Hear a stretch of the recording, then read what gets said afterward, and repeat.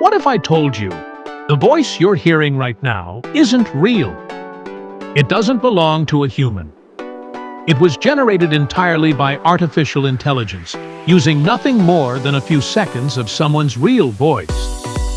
Welcome to the new age of synthetic voices, where AI can copy the sound, tone, and emotion of any person perfectly.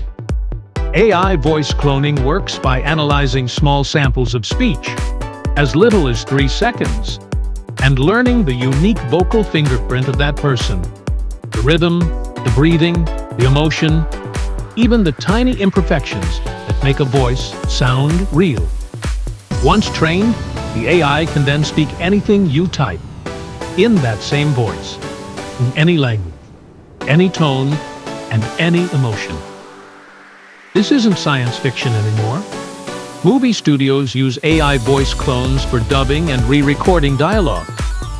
Podcasters use it to fix audio mistakes. Companies use cloned voices for customer support, virtual assistants, and storytelling.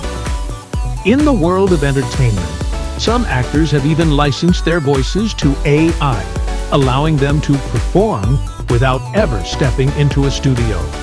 Leading this revolution are tools like ElevenLabs, OpenAI Voice Engine, and Meta's Voicebox, each pushing the boundaries of how realistic an AI voice can sound.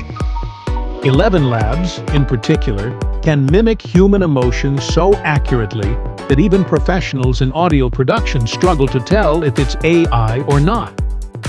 And while these tools open incredible opportunities, they also raise serious concerns. Because with every new technology comes a darker use. Voice cloning is now being weaponized for scams, fake news, and identity theft. In 2024, a CEO's cloned voice was used to convince an employee to transfer over $200,000 to scammers. And now, the technology is getting better and faster. Anyone, anywhere, could copy your voice and use it. So, how does it actually work?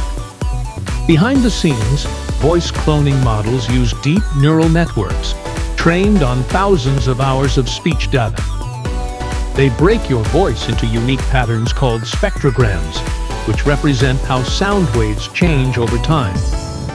The AI then learns these patterns and reconstructs them digitally. The result? A clone so realistic, it can fool even voice recognition systems. With such power, the ethical questions grow louder.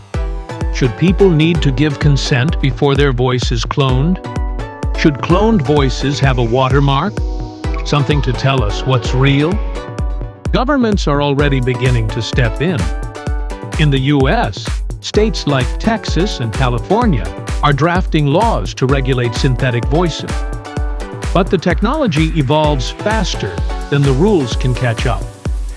Despite the risks, AI voice cloning isn't going away. In fact, it's becoming part of everyday life, from education to accessibility, storytelling to virtual influencers. Imagine being able to hear historical figures speak again, or giving a voice to those who have lost theirs. That's the hopeful side of this technology. So, the next time you hear a voice online, ask yourself, are you really listening to a person? Or to a machine that has learned to sound human? This is the age of the synthetic voice.